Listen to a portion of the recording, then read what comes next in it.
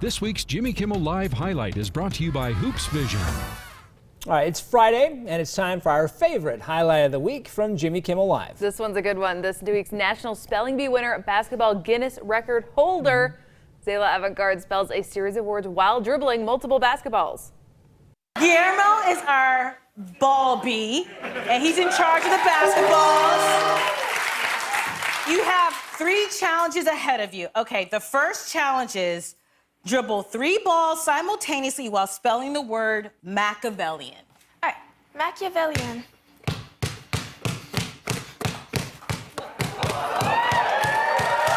I believe that's spelled M-A-C-H-I-A-V-E-L-L-I-A-N. Oh my God! That was amazing. Okay. Now this one's a little harder. For challenge number 2, dribble 6 balls simultaneously while spelling the word amaryllis. I think it's Amaryllis. Oh!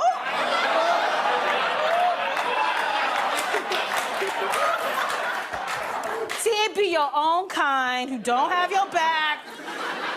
So, amaryllis, meaning a bulbous plant with white, pink, or red flowers. Amaryllis. Thank you. You got this. I hope so. Amaryllis. Yes. A-M-A-R-Y-L-L-I-S. Jeez. Actually, Amaryllis, I love her so much. Oh, yeah, she put BB in her place right there, you know? Holy cow. Oh, she was nice about it, though. She's like, this is the word. Yeah, well, it's one of those things to be able to recall what the spelling is, but then you're doing it like you just got all that going on at the same time. Can I tell you, we read words on TV every day for a living, and there's nothing that makes me more nervous than having to spell something out loud. You know, Right. how do I spell that? And having to say it out loud and spell it. Oh yeah, you see My some heart long word starts like that, increasing. you don't know?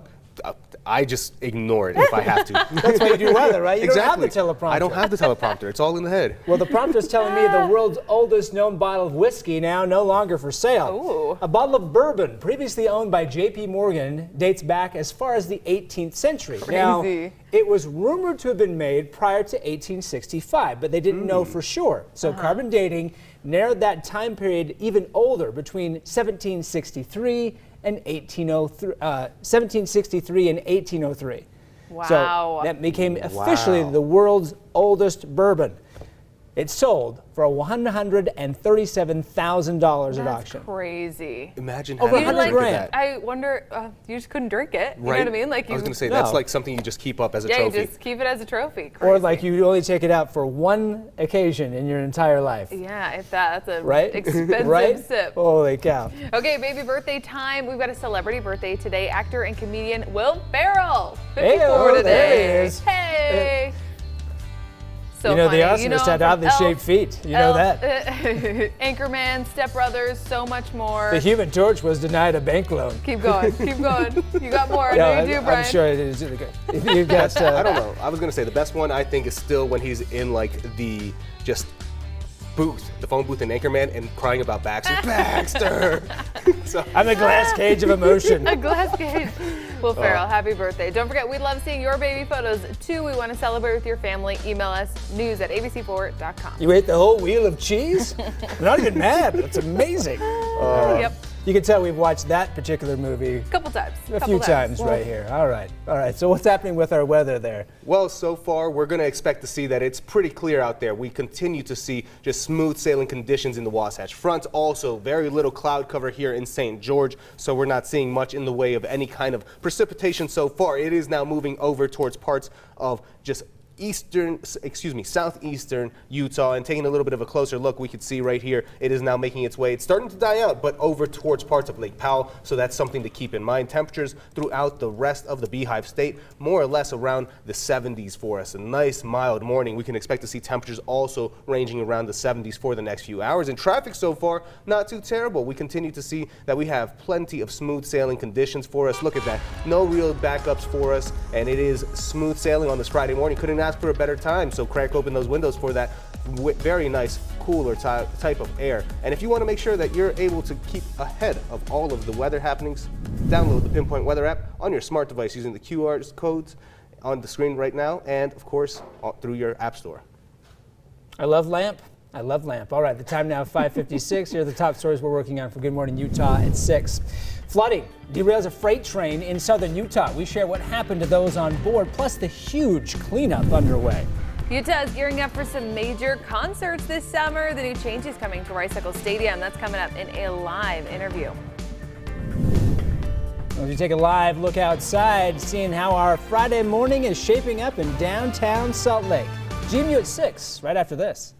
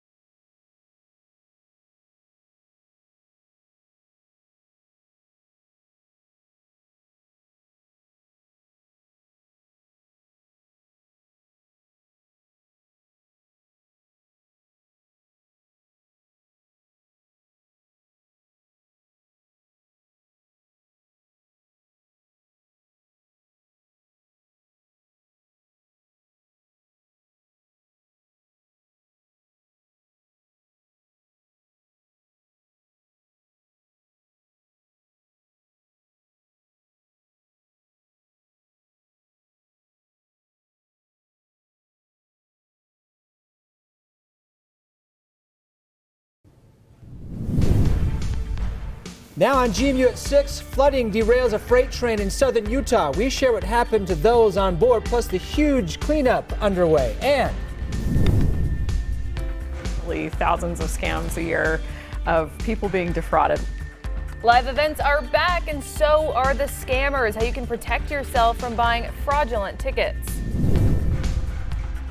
Good morning. The entire state under extreme drought. Coming up in a live report this morning, what the governor and lieutenant governor say the impacts are to farmers. Plus, we continue to see that showers are dying out. I'll have more on what we can expect for Friday on Good Morning Utah. Live from Utah's first TV station, Good Morning Utah at 6 starts now. Good morning, Utah. I'm Brian Carlson. And I'm Sarah Martin. It's 6 a.m. this Friday. We begin with severe weather hitting southern Utah overnight. Flash flooding completely derailed a train from its tracks in Iron County. Take a look. That train flipped on its side about 30 miles northwest of Cedar City. 3 people on board were injured and rushed to the hospital. Police say the tracks were completely submerged, and that water was enough to push the train to its side. Roughly 95 freight cars were on that train. Until it gets cleaned up, police are asking people to please stay out of that area. And over in Hurricane, drivers hit some wet roads too. Traffic cameras not only captures the rain, but you can see lightning striking there as well. And in Santa Clara, lightning sparking in the skies just before 2 a.m. Those storms hitting while most people were off the roadways, thankfully. So let's bring in our meteorologist, Cesar Cornejo, this morning. Cesar, what are you seeing? Are we seeing more flash flooding threats? So far right now, Sarah, Brian, not seeing much in the way of flash flooding threats this morning, but that could still be a possibility as we do expect to see some showers develop for us. And taking a look so far right now at a time lapse of our Cedar City Airport camera right now, look at that. You can see that the storms really started to build in towards the evening time frame. Plenty of lightning, and then watch this, all of that rain really making its way in. And it kind of pulsed. You will see that it wets the sidewalks again and dries out and moves again. So there were a little bit of just pulsing with these storms, and it was round after round, which led to some of that flash flooding that definitely was going on overnight. And that's the danger when you cannot see just how bad the flooding has gotten. And continuing to see the clouds starting to move over towards the east. The moisture is starting to kind of fizzle out a bit, but there's still plenty of it in our atmosphere that we can expect to see some shower activity for us later on. Taking a little bit of a closer look over here towards parts of southern Utah, over towards Kanab. That's the same storm system that washed over parts of Washington County. We can see that it is now moving over towards parts of Lake Powell. So as that continues to move east, it starts to die down. But that's not the end of the showers. Once again, we'll see more later on, but a little bit on the lighter side, luckily for us. Temperature so far right now, also because of all of that rain, we got to see a little bit of a cool down. Temperatures towards the 70s, 60s. It feels much nicer now outside.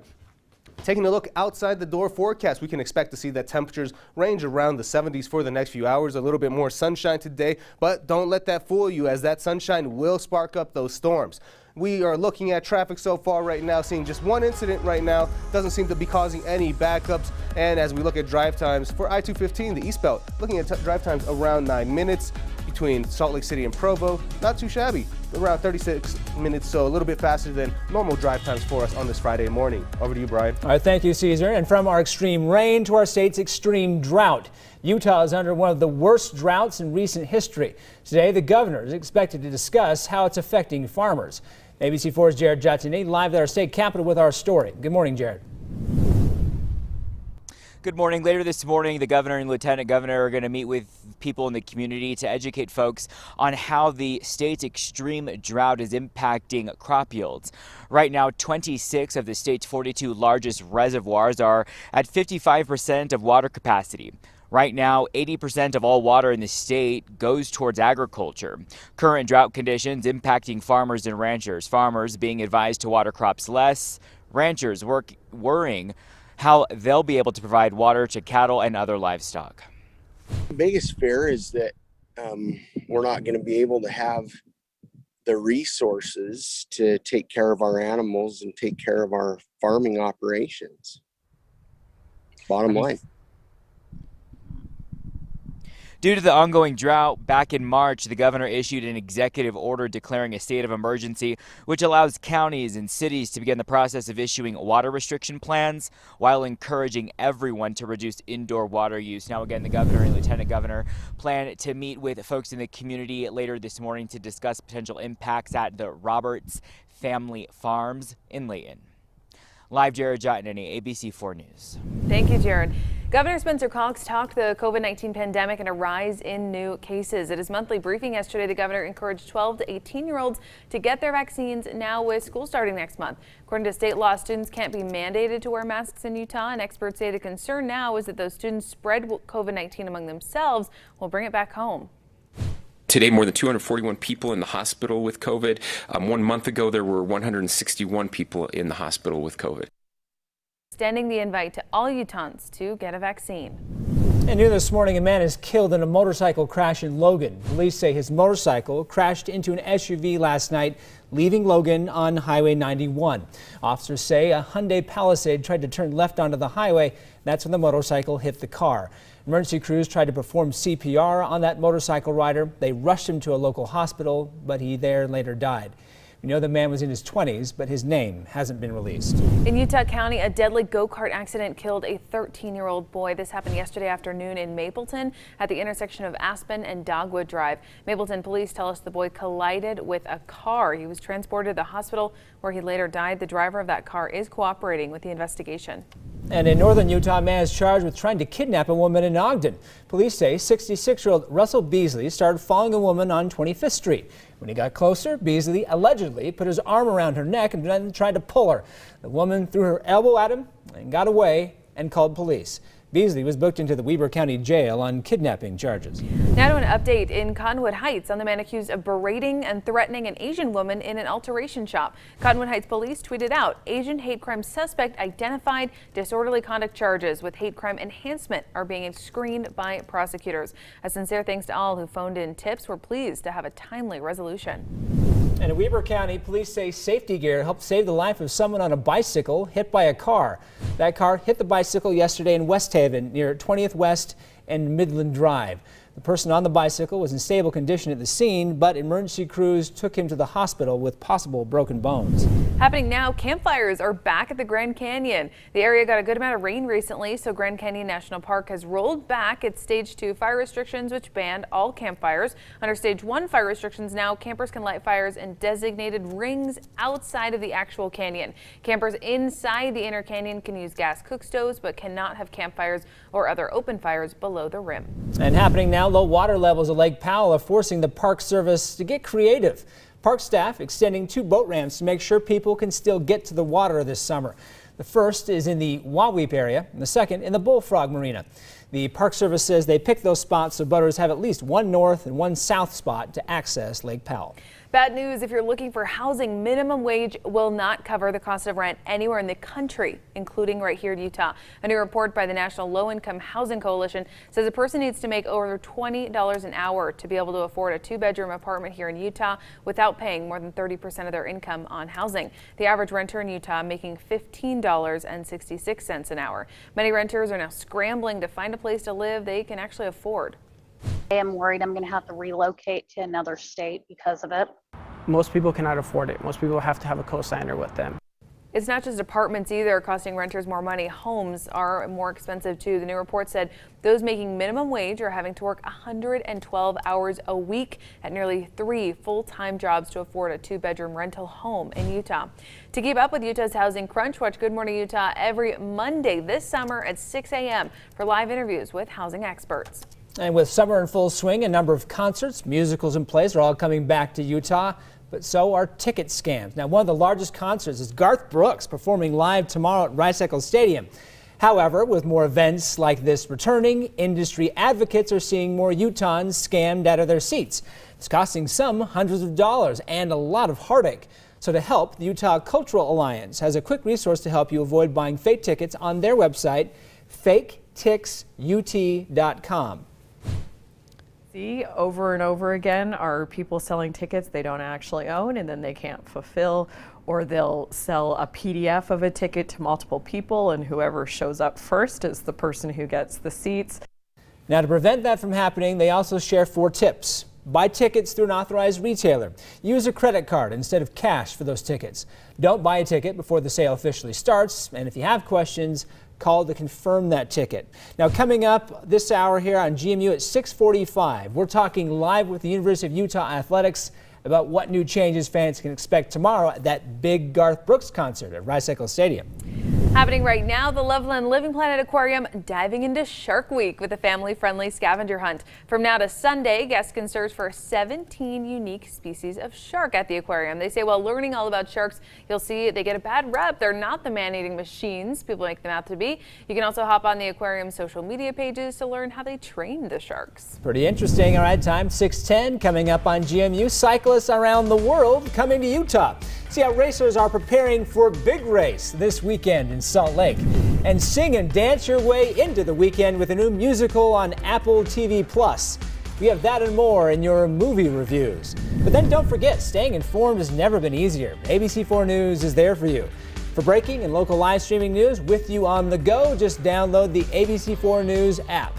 Just scan the QR code on your screen. We're back with more GMU after this. Good morning. Coming up on GMA, those new concerns about COVID as the highly contagious Delta variant spreads across the country. Los Angeles County bringing back its mask mandate for people indoors, even if they're vaccinated. We have all the latest on that, plus much more, coming up right here on GMA. We'll see you soon.